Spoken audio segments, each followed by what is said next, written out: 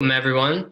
On behalf of the Southern Alliance for Clean Energy, I'd like to thank you for joining today's webinar titled Killer Heat in the Southeast, Climate Choices and the Future of Dangerously Hot Days.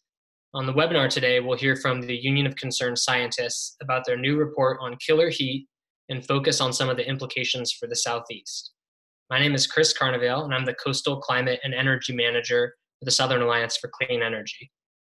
For those of you not familiar with the Southern Alliance for Clean Energy, we're a regional membership organization that promotes responsible energy choices to ensure clean, safe, and healthy communities throughout the Southeast. We'd like to acknowledge our members on this call and encourage those of you who are not members to please join us today. For ways in which you can become a member and get involved, please visit our website, cleanenergy.org. Now, I'd like to take a moment to review the basic functions of the Zoom platform on the bottom of your screen. To ensure sound quality, all attendee lines will be muted throughout this presentation. If you're having trouble hearing or seeing the slides, click the chat button and type in your problem so we can help you troubleshoot. We've also saved time at the end of the presentation to answer questions. To ask a question, click the Q&A button along the bottom of your screen and we'll work to get through as many of the questions as possible at the end. Lastly, we're recording this webinar and we will send you the recording once it's uploaded online. Next slide, please. Joining us today from the Union of Concerned Scientists are Christina Dahl, Juan de Clates Barreto, and Julie McNamara. Dr. Christina Dahl is a senior climate scientist for the Climate and Energy Program at the Union of Concerned Scientists. In her role, she designs, executes, and communicates scientific analyses to make climate change more tangible to the general public and to policymakers. Her research focuses on the impact of climate change, particularly sea level rise and extreme heat, on people and places. Christy earned her PhD in paleoclimate from the MIT Woods Hole Oceanographic Institution Joint Program. Juan de Clates Barreto is a climate scientist for the UCS Climate and Energy Program and the Center for Science and Democracy. Juan researches the impacts of climate change on human health and livelihoods and communicates findings and solutions to impacted communities, the general public, and policymakers. His research is focused on understanding disparities in climate change-related human health outcomes by recognizing that these are endpoints in complex interactions between individual biology and environmental exposures that are also shaped by the broader scale socio-demographic, cultural, and economic contexts in which people live their lives. Julie McNamara is a senior energy analyst with the Climate and Energy Program at the Union of Concerned Scientists. She analyzes state, regional, and national policies relating to clean energy development and deployment. Her research includes electricity system resilience, state and federal power sector policies, and the implications of variations in carbon pricing policy design. Julie holds an MS in Technology and Policy from MIT and a BA in Biology and Political Economy from Williams College. So with that, I will turn it over to Dr. Dahl. Thank you so much, Chris, for the introduction, and to all of you for attending today. We're excited to talk to you about a report we released back in July called Killer Heat in the United States, Climate Choices and the Future of Dangerously Hot Days. Next slide, please. For anyone who's not familiar with UCS, we are a national organization that aims to do rigorous science that can be used to build a healthier planet and a safer world. So we have scientists and analysts like myself and Juan and Julie on staff, but we also work with a broader science network that has over 26,000 members around the world. We really value the expertise of communities, and we're excited to work with both scientists and non-scientists to advocate for change. And we really appreciate you joining us for the webinar today. So first off, I wanted to talk a little bit about why we did our killer heat analysis. Extreme heat already presents a serious danger to our health and livelihoods here in the US and around the world. This summer has presented us with plenty of examples of the dangers of extreme heat and how disruptive extreme heat events can be. As we recently experienced in much of the US, we had a massive heat wave in the second half of July. And as residents of Europe have experienced several times this summer, this heat can be dangerous or even deadly. Exposure to extreme heat can cause things like heat cramps and heat exhaustion, and even heat stroke, which can be deadly. And the longer we're exposed, the greater the risks. Some of those health risks are things that Juan will touch on later in the presentation. But I thought that this quote by an emergency room physician in Michigan around the time of this heat wave was very telling. He said, "We've seen a huge spike in ER visits and admissions in the past several weeks, huge. We've been admitting people left and right." Each year in the US, the CDC estimates that about 600 people die from heat-related causes, but likely heat contributes to many more. And we know that the incidence rate of heat-related illnesses that don't result in death is much higher and generally underreported. We've seen from climate studies over the past several decades that extreme heat is becoming more frequent and more severe, and it's on track to get a whole lot more extreme just in our lifetimes. So we wanted people to be able to see these changes coming and have a chance to take action so that we could steer our future in a different direction. Next slide, please. A little bit about the analysis itself. We used 18 high-resolution climate models that cover the entire contiguous US. And we took the temperature and humidity data from those models to calculate the heat index, which I'll talk about a little bit more in the next slide. We looked at 3 different future scenarios for how our greenhouse gas emissions would grow or change in the coming years. And we evaluated those changes at a very high resolution for every community in the lower 48 so that we could get very fine-grained data into the hands of communities. So this study really addressed a couple of gaps that existed in the published literature about extreme heat. The first was that there was a lack of combined temperature, humidity projections that were put in terms that people could understand. Here in the US, we're most familiar with heat index as a temperature humidity metric. There are studies of others, but that's the one most people were familiar with, and there was nothing that we could find in the literature that looked at the heat index at high resolution in the future. We also found that there is a real lack of the fine scale information that communities need to be able to plan for future extreme heat. So those are our 2 main goals, to get these temperature humidity projections out there and to make them high resolution enough that communities would be able to use them.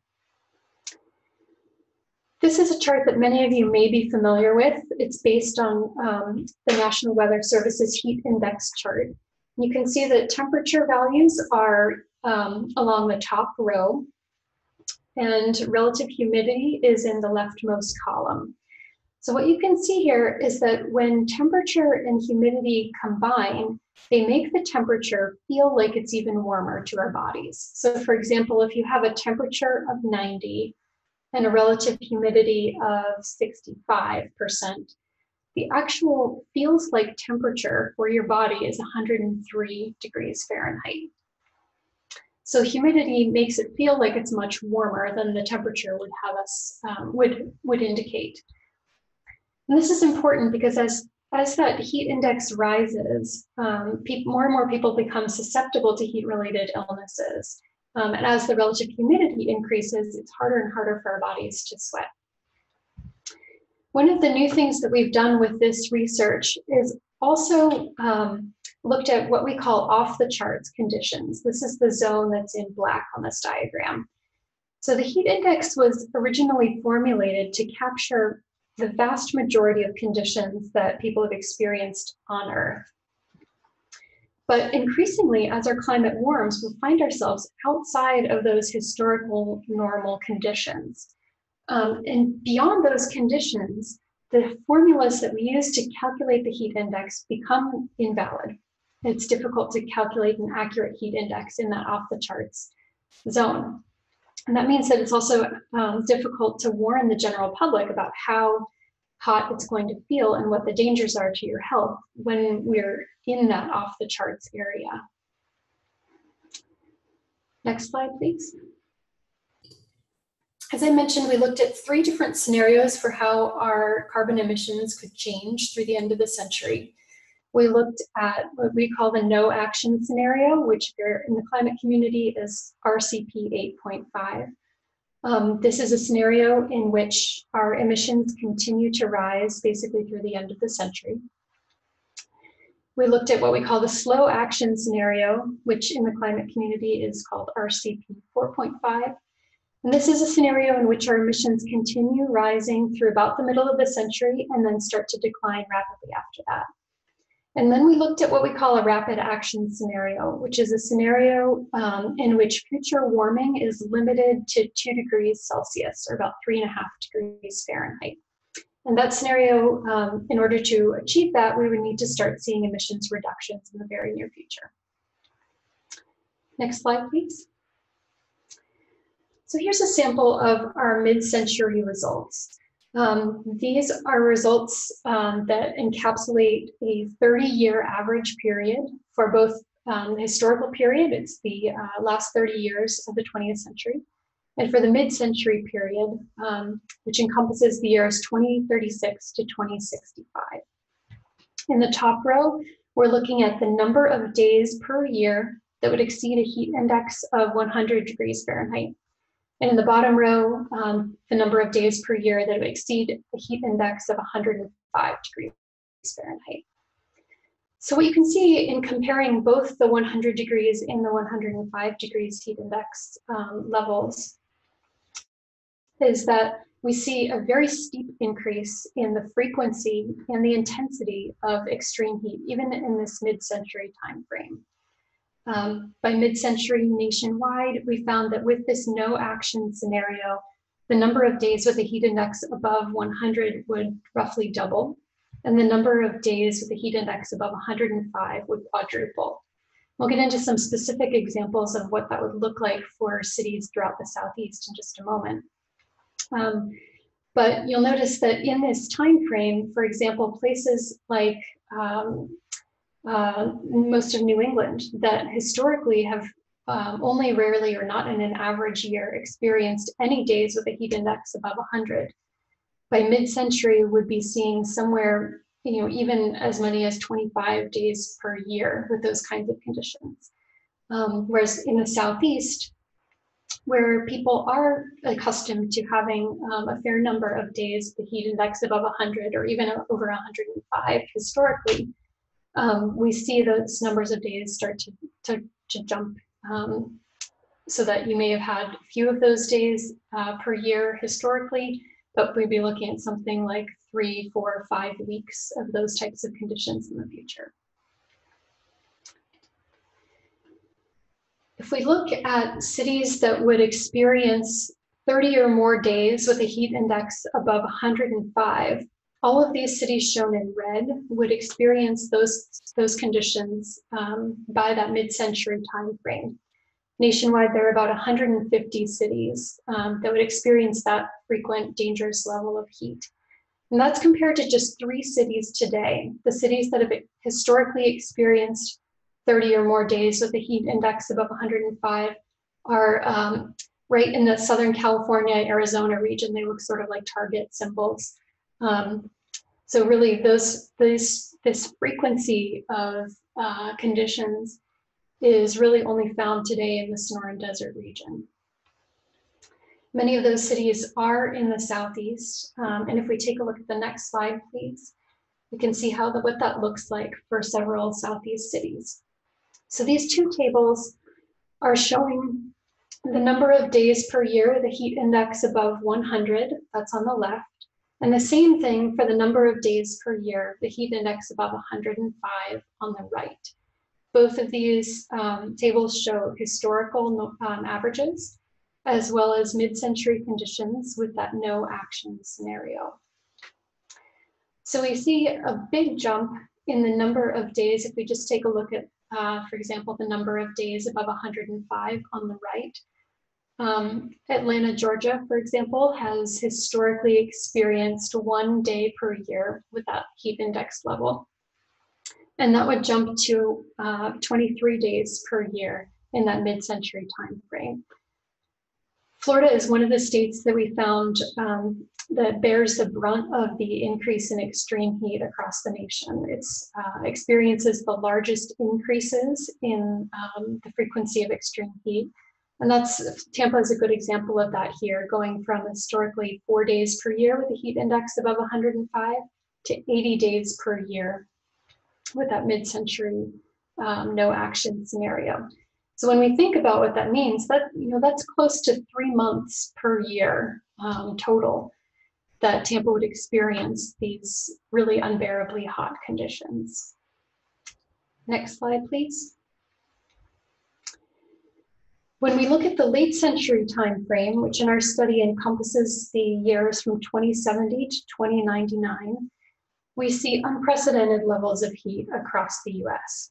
The results here are showing the no action scenario again, with the number of days with a heat index above 105 on the top, and the number of those off the charts days on the bottom. So again, those are days for which we can't reliably calculate a heat index because it falls outside of the upper limits of the formulas used by the National Weather Service to calculate heat index. So if we focus for a moment on just the bottom, on the off-the-charts conditions, historically, these conditions have only occurred in the Sonoran Desert along that Southern California-Arizona border, and only for a day or two per year. So when we see these off-the-charts conditions spreading to roughly 60% of the US by area, that's a really startling increase in the exposure that people would have to these kinds of conditions. And just to put that into some perspective in terms of population exposure, historically, less than 2,000 people in an average year have experienced a week or more of these off-the-charts conditions. But by the end of the century, with this no action scenario, roughly 120 million people, or about a third of our population, would experience a week or more of off-the-charts heat. And you can see that many of the southeastern states are the places that would experience the most frequent off-the-charts heat, with places like Florida experiencing up to 25 days of off-the-charts conditions. Next slide, please. One of the more encouraging findings from our study, though, is that when we compare that no action scenario to our rapid action scenario, in which we're able to limit future warming to 2 degrees Celsius, we see that we're able to contain a lot of the expansion of extreme heat across the US. Not all of it, but a meaningful amount. So here we're comparing in late century the number of cities that would experience 30 or more days of heat index above 105 with the no action scenario on the left and that rapid action scenario on the right. Again, there are just 3 cities historically that have experienced this frequency of severe heat. So by late century with the no action scenario, we'd be looking at about 290 cities across the US and as far north as Wisconsin that would experience 30 or more days with a heat index above 105. By comparison, with the rapid action scenario, that number drops to just 85 cities. So that's a far cry from the just three cities that experience that level of heat today. But by making these changes and limiting future warming, we'd be able to spare more than 200 cities from experiencing this same fate. If we take a look at the next slide, you can see how this plays out for that same set of southeastern cities that I showed before, and how they would benefit from that with the rapid action scenario. So both of these tables, we're looking at the number of days per year with a heat index above 105. And both tables show historical conditions. And then the left-hand table shows the no action scenario. The right-hand table shows the rapid action scenario. So you can see that the results are profound for a place like Tampa that experiences 4 days per year, or has experienced 4 days per year historically with a heat index above 105. With a no action scenario, that would go up to over 120 days, or roughly 4 months worth of days with that level of extreme heat with no action. But just 54 days per year if we were to pursue and achieve that rapid action goal. So the differences for these cities are profound, and by taking that rapid action, we could really limit the spread of unprecedented heat for many places in the Southeast. So next slide, please. So a few just takeaways from the overall findings of our report. We found that failing to take action to reduce emissions would lead to a staggering expansion of dangerous heat across the US. That aggressively reducing our emissions could contain that expansion. Couldn't contain it completely, but it would limit it significantly. But the time to act is now, so that we give ourselves the best chance we can of achieving that 2 degrees C goal, or an even more stringent warming goal. So with that, I'll turn it over to my colleague Juan to talk about the health impacts. Thank you, Christy. Can you all hear me okay? Yes. Hi. I am going to talk to you about some of the public implications of extreme heat from the results of our study. These health implications are tied to specific thresholds of the heat index values that Christy was mentioning. Next slide, please. We will also be talking about who is at risk. So when when the heat index hits or exceeds 90, outdoor workers are more susceptible to heat-related illness. People who work outdoors, who are in this environment, are more susceptible to heat-related illness. When the heat index goes above 100, it is especially vulnerable groups such as the very old, the very young, pregnant women, people with mental or physical disabilities who may not be able to communicate their discomfort, who are at heightened risk of heat-related illness or death. Now, at a heat index over 105, then anybody who is outside or exposed for a long time to these extreme heat then becomes at risk for heat-related illnesses or even death.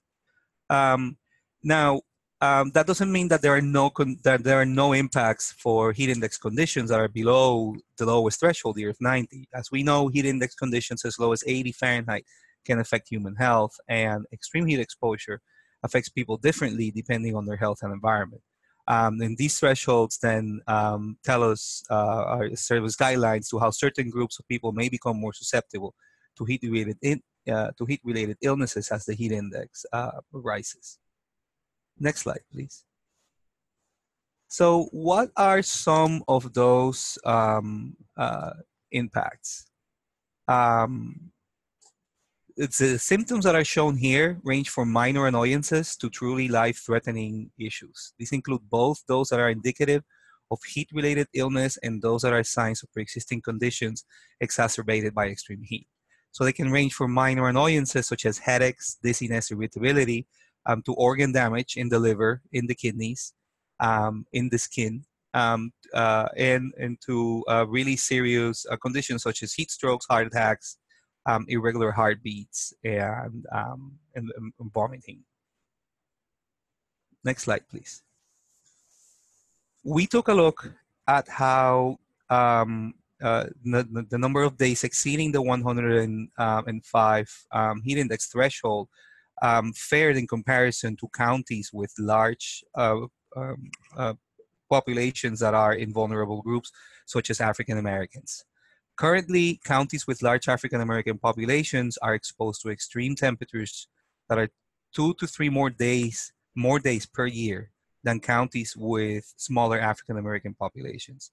By mid-century, the expectation is that those same counties would experience about 20 more extreme heat days per year. The historical data in our study also show that African Americans have been disproportionately affected by extreme heat. About 40% of the total US African American population versus 30% of the US general population will be affected. So there's definitely an inequity there in the exposure that African American populations have endured, especially in the South and Southeast. Next slide, please. When we look at the average number of days with a heat index of 100 or more, days with a heat index above 100 Fahrenheit, we see that there are, we see this in comparison to the Hispanic population. We can see that there are some areas of the country, namely in Texas, some parts of Oklahoma, Mississippi, Louisiana, southern Florida, and southwestern Arizona, and one or two counties in California, in Southern California, that have large Hispanic populations that could continue to be threatened by extreme heat conditions. Let's go to the next slide. So where this takes us is to two main sorts of pathways for adapting or keeping people safe from high emissions and high heat conditions, and also mitigation, which refers to the notion of lowering emissions, of reducing the carbon emissions that are warming the planet.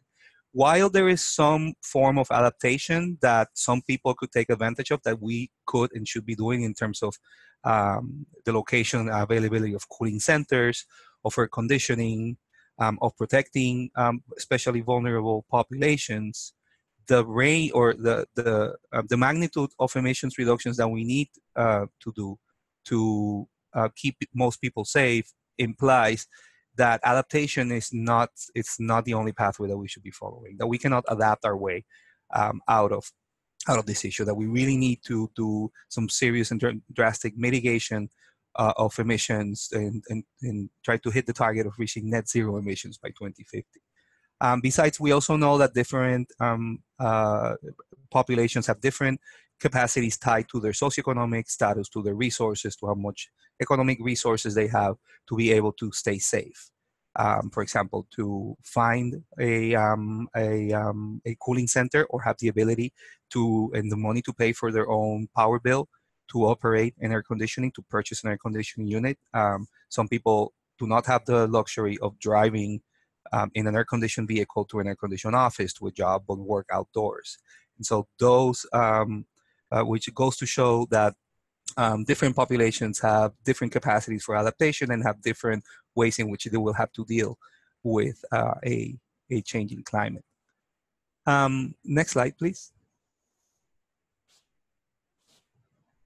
So then some of these things that we can do to keep people safe, we are advocating for improving heat early warning systems, for emergency response plans at the state and local level, to develop or improve cooling standards for public housing in the same way that there are heating standards, to make investments in community cooling infrastructure that include trees, shading, structural shading, and cool roofs, to develop or improve bill assistance programs for low-income households, to conduct investments in heat and climate-smart infrastructure, and to reform utility disconnect policies similar to the ones who already exist during cold weather spells that prevent disconnection of utilities for people who cannot afford to pay for it. Next slide, please. Some of the congressional action that we are advocating for include a national occupational safety standard for heat, named after Asuncion Valdivia, a grape picker who died in 2006 after spending 10 hours picking grapes over in a 105 Fahrenheit conditions. This was a totally preventable death, as the employer refused to take Mr. Valdivia to the hospital, but directed his son to take him home, and he died in the car with his son. So these are some of the measures that we are proposing to or supporting to protect our workers from extreme heat. Let's go to the next slide. I think that I will turn it over now to Julie. Thank you, Juan. So as Juan and Christy made clear, the mitigation is a critical aspect of this, right? Though we know we'll see impacts already baked in, what we do next can really shape the future that we see. So if you could go to the next slide, please. A major aspect of mitigation comes from the power sector, but before we talk about how to lower emissions, I think it's also worthwhile to understand the impacts of extreme heat on the power grid, because we rely on electricity for so many of the ways that we cope with extreme heat, right? With air conditioning, fans, cooling. So extreme heat affects every facet of the power grid, starting at the left, right, with generating stations, especially these large power plants like coal and nuclear plants that rely on water for cooling, are less efficient in hot weather, and in fact can be curtailed or need to shut off entirely if water is too hot to be able to sufficiently cool the system. So that's some of your largest, most important power plants coming offline right when you need them most. Then with transmission lines in hot weather, they're actually less efficient. You can carry less electricity through them, right? And we rely on transmission lines to move power from generating stations to our homes, those long distance lines. So in hotter weather, they're less able to carry electricity. They're also at risk of sagging and potentially faulting, which can take a whole line off the system. Then there are transformers, which are important for that transition from the high voltage transmission lines down to the power lines in your neighborhood. And in hot weather, transformers can face excessive wear and tear on the system and be more likely to fail. Finally, on the far right of the system are electricity consumers. And in hot weather, electricity demand surges, right? Relying on air conditioners, fans, refrigerators, all running harder. That significantly increases the amount of electricity we use compared to say in the spring or in the fall. The implications of that increase in electricity use, coupled with the strain on the system, is that if any given piece of equipment fails, there's much less slack available to be able to ride through these events. And that's where you get a potential outage. And of course, outages during extreme weather events, especially like an extreme heat day, can be significant because you lose the ability to stay cool. The grid operators do plan for this, right? So much of our electricity system to date has been built specifically for these peak days. So this means planning years in advance, anticipating and forecasting what that high load will be, and then making sure there are enough assets on the system to be able to cope with that.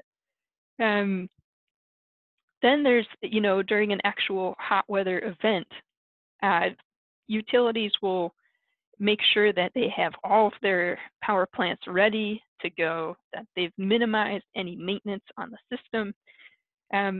And then when we get these really hot weather days, they're firing up what we refer to as peaker plants, these inefficient plants that are really there just to meet these very highest hours of the year. These are natural gas or oil systems traditionally. So they're costly, they're very inefficient, they're also heavily polluting. And the catch there is that hot weather days have some of the worst air quality of the year, and then you have these peaker plants coming online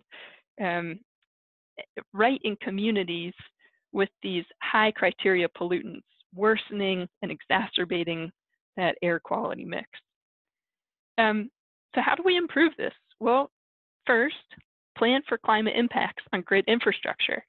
That means, right, that we talk about a variety of climate impacts that grid infrastructure can face, but one of those is in fact extreme heat, and making sure we have, right, all components of the electricity grid are expensive, quite expensive, and they're long-lived, expected to last decades, and they're paid for by ratepayers. So ensuring that those assets are prepared for changing heat over the length of the investment is critically important. And then, it's also important to reduce the demand stressors to ensure that homes have weatherization that's assisting with making things more energy efficient, for increasing the energy efficiency of appliances like air conditioners. And then next slide, please. There's limiting emissions themselves. There's tackling fossil fuels and the emissions that are driving this cycle. And here I'm showing power plants, the power sector, and transportation, which together comprise over 60% of emissions. An important component of this is that transitioning away from fossil fuels and towards clean energy is you're also able to boost the resilience of the system as a whole, right? In that past diagram, I was showing this one-way model where large central generators are then followed by these long-distance transmission lines in a one-way flow going to homes. Well, in that model, any single outage can have far more significant effects than in a distributed system, and clean energy can help with that decentralized model and boost the resilience of the system as a whole. We're also able to break the cycle of dirtiest emitters on worst air quality days by targeting these natural gas and oil peaker plants with solar powered systems coupled with battery storage, which have begun to overtake and knock out these peaker plants in the system. And then, right, so transitioning away from fossil fuels, you all know this is a clean energy coalition, but it takes work at the federal, at the state, and at the local level. And especially right at the federal level is to ensure progress for clean energy laggards, to ensure that we're all stepping forward. And that can take a range of forms, but it's ensuring that we're pointing towards that decarbonized future, net zero emissions by mid-century. And then on the vehicle side, this is the same thing. This is improving the efficiency of gas-powered vehicles at the same time that we're encouraging uptake of electric vehicles.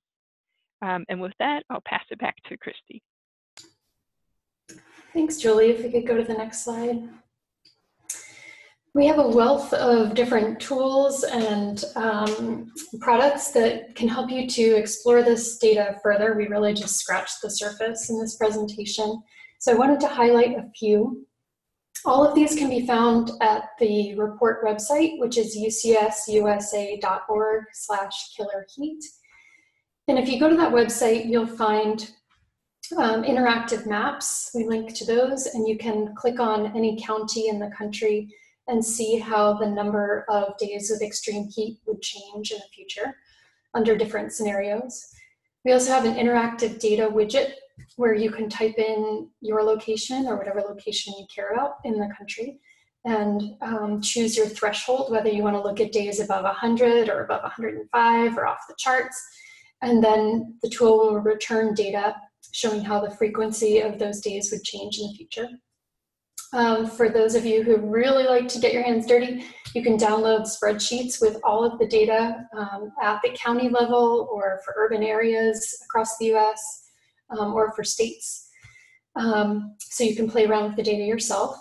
You'll also find at this website a second interactive map that will help you to find a fact sheet for your congressional district. So we have a fact sheet for every congressional district in the lower 48. That's 433 fact sheets. We have them in English and in Spanish. So those are a great tool if you are looking to engage your local elected officials around these results. Next slide, please. This is just a screenshot of what those fact sheets look like. As I mentioned, they have locally specific data in the graphic on each one, and then the back side of this is just a front and back fact sheet.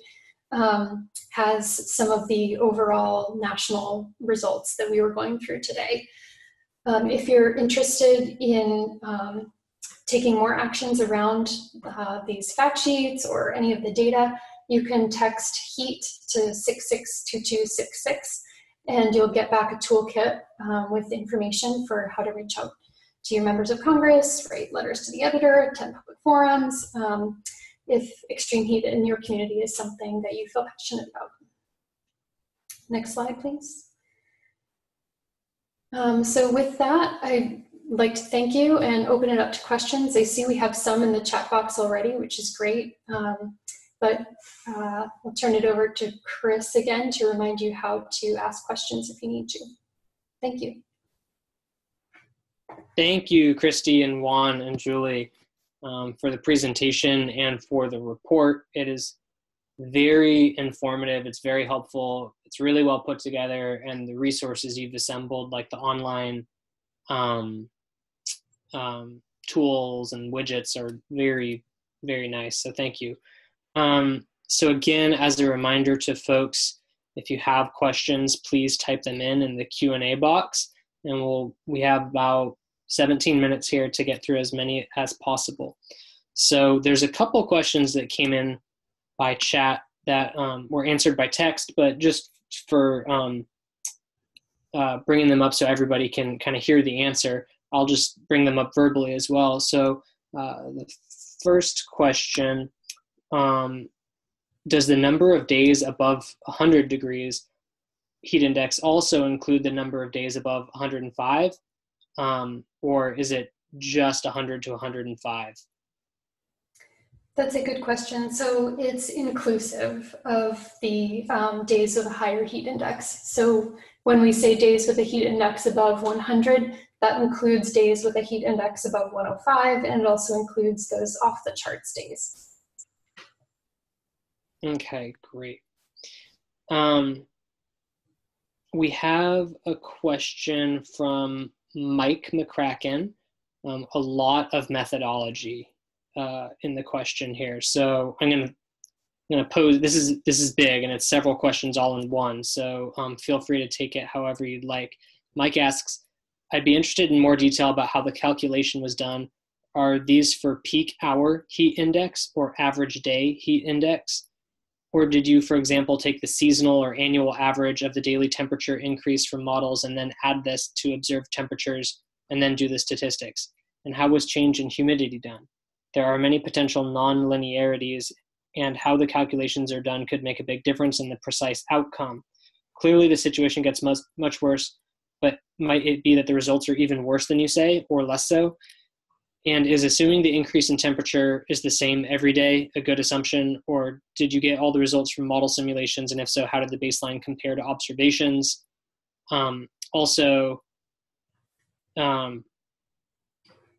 He makes a comment about how nights that don't cool off are a big problem, and did duration of episodes change rather than individual days? So there's a whole lot to unpack there. Yeah, I'll turn it over to you to address that however. Yeah, I'll do my best. I probably won't get to all of those, but happy to follow up afterwards too. So to calculate the heat index, we had, well, I should back up. We had daily maximum temperature and daily minimum temperature and daily maximum and minimum relative humidity from the downscaled climate models we were working with. So in order to calculate heat index, we use the daily maximum temperature and the daily minimum relative humidity. So temperature and humidity tend to vary inversely from one another. Obviously not always the case, but to test the assumption that that would be the best combination of parameters to combine for the heat index, we used data from a suite of weather stations across the country that represent different climate zones, whether they're hot and humid or hot and arid, those kinds of things. And we took data from the weather stations and used different combinations of daily maximum temperature and minimum temperature, maximum and minimum relative humidity, to see what best fit the observed heat index throughout the day at these weather stations. And we found that the best combination that we could get was for daily maximum temperature and daily minimum relative humidity. Okay, and I'm gonna need to look back at the question again to to get at some of the other parts of that. So there are potential non-linearities there, and humidity can vary hugely throughout the day if you have something like a storm system coming through. But we were certainly looking at daily data rather than any seasonal or annual averages. We did use model simulations to report this historical baseline period, but we compared it to a gridded observational data set. We found that generally our results from the observations and the models agreed very, very well. There were a few zones in the US where there was an underestimate or an overestimate of a few days per year, depending on which threshold we were most interested in looking at. But overall, in terms of both the frequency of days that were modeled and the spatial patterns across the country, the models were doing a good job, we found, of simulating the observations. I'm also going to add to the chat window, there's a link to our peer-reviewed publication, which goes into a lot of these methodology questions in more detail. Wonderful, thank you so much. I hope that was helpful for you, Mike, and yeah, check out that link that just got circulated, and you have the panelist contact info here on the screen for any follow-up. Okay, so I think this question would go to Juan. Let's see. I'm actually missing. I was looking for the person who asked it. Alyssa, here we go. Alyssa asks, when it comes to community cooling investments, what's the biggest bang for your buck in the short term? Okay, I provided an answer in writing, but I'll repeat it here.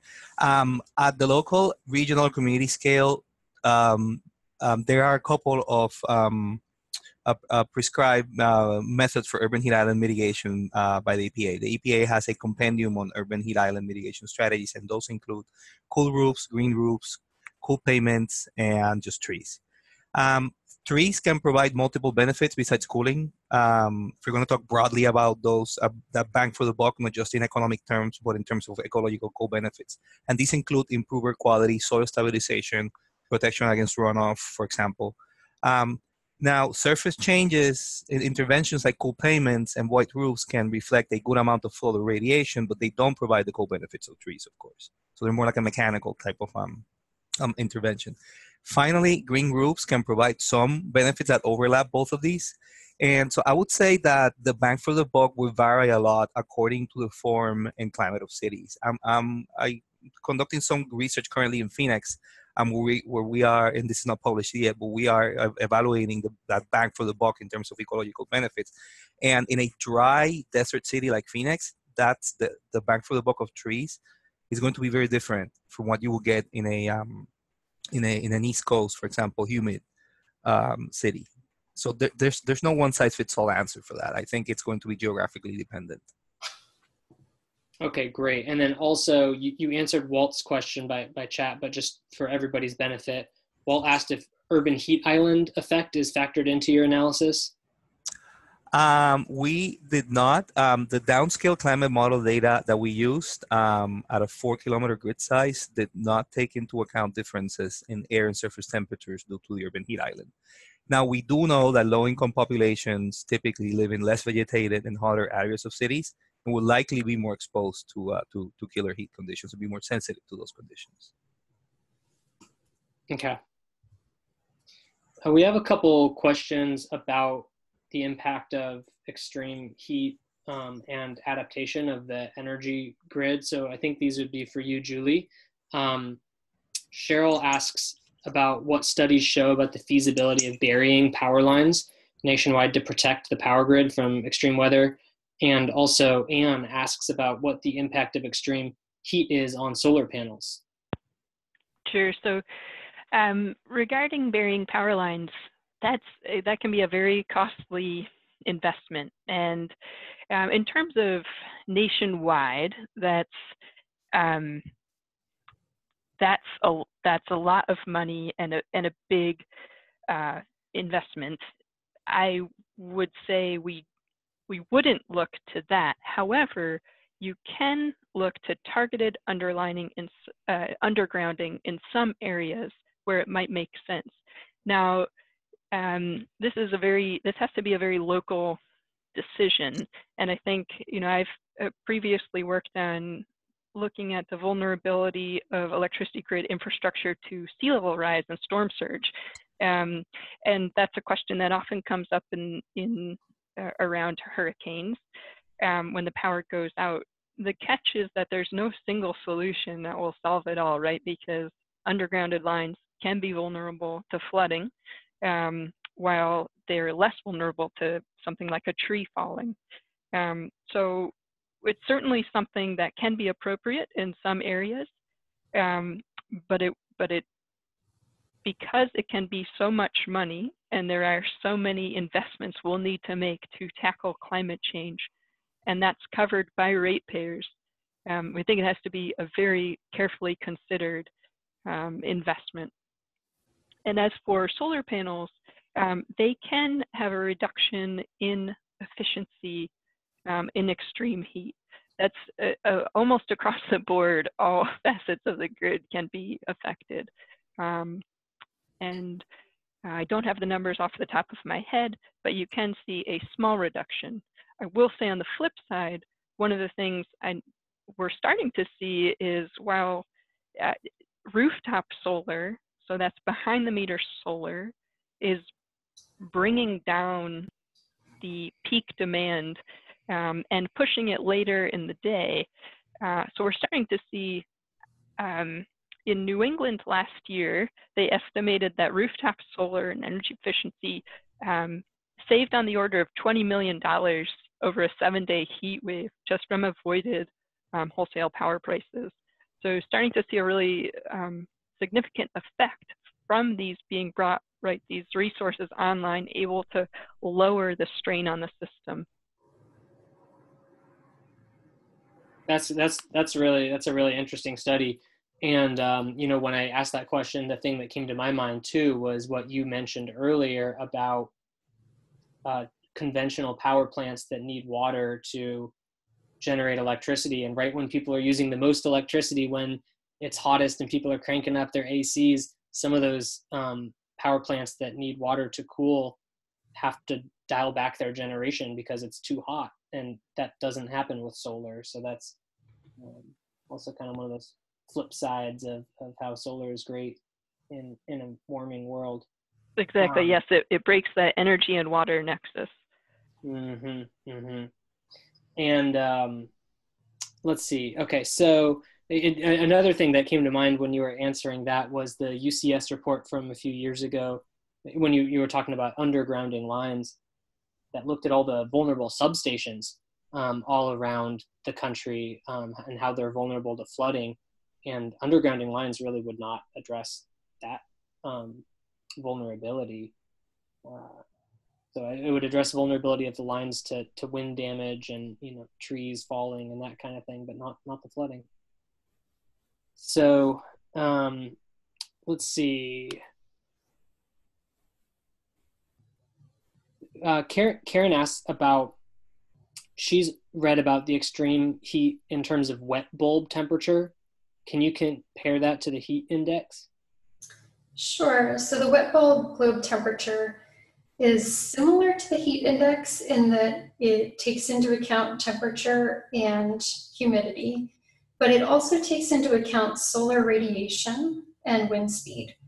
So the heat index is makes the assumption, or it's a feels like temperature that would be what it feels like in the shade, given those temperature and humidity conditions. And obviously, many people experience extreme heat in direct sun, people like outdoor workers, roofers, farm workers. So that solar radiation component is an important one as well. There is no real direct way to compare the heat index to the wet bulb globe temperature. And this is something we looked at extensively for another project we're working on. but it's, they're very different formulations, and, you can make some assumptions about things like solar radiation and wind speed remaining constant so that you can compare the two. But it is very challenging to make those assumptions hold for the future.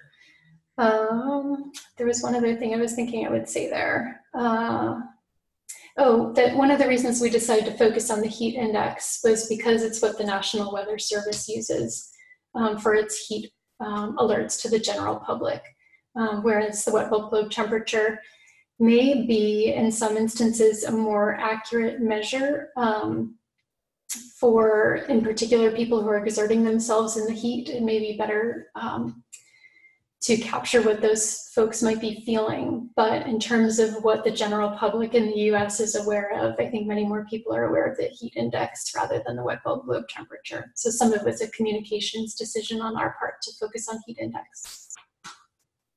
Okay, great. I think that answers that question. I had another question for you about kind of the methodology you chose. How did you choose the parameters of the 3 emission scenarios? So those scenarios were chosen because they are what's commonly used for climate modeling communities, and we were relying on previously published climate modeling data. So both that the 2 higher scenarios, the no action and the slow action scenario, are used over and over again for climate modeling, and they were developed for the IPCC reports and for the scientific process that led into those reports. So we didn't have a lot of choice in terms of the scenarios we looked at. The rapid action scenario is a little bit different because what we needed to do for that one was to essentially construct a scenario in which warming globally had reached 2 degrees Celsius. There was no existing emissions scenario for that. So what we ended up doing was, rather than looking at a specific emissions trajectory for that one, we took a subset of data from the slow action scenario taken from a time window in which global average warming for that scenario has reached 2 degrees Celsius. So, short answer, for 2 of the scenarios, we used existing published scenarios that had been run in many, many climate models. And for the rapid action scenario, we used a subset of that data to construct a 2 degrees C world. Great. This is going to have to be our last question because of the time. Jayantha asks, how do you deal with uncertainty in climate variables such as humidity? Humidity is overestimated in models? Question mark. Yeah, it's an interesting question. So I think ideally we would have had time to dig into comparing the historical model simulations with historical observations for individually temperature and humidity, to see how well the models were replicating observations for that time period. But there's some evidence to suggest that combining temperature and relative humidity actually reduces uncertainty in what you're looking at from previous modeling studies. So given that we found pretty good observation, or pretty good match, I should say, between the observations and the model simulations for the historical period for the heat index, and given the fact that we were averaging 18 climate models over 30-year increments, we felt fairly comfortable with the humidity component of this. Great. Hopefully that answers your question. All right, well, we're going to have to wrap it there. We have a few more questions that we didn't get to, so I apologize. For those of you who have outstanding questions, there are the emails of the presenters on the screen here, and you can reach me at chris@cleanenergy.org. So thank you to all of our attendees for joining us today. Thank you to our presenters. Again, this presentation has been recorded, and I'll email it to everybody once we get that posted online. If you would like to learn more about the report, the link is on the screen right now, ucsusa.org/killer-heat. And to learn more about Southern Alliance for Clean Energy, we are at cleanenergy.org.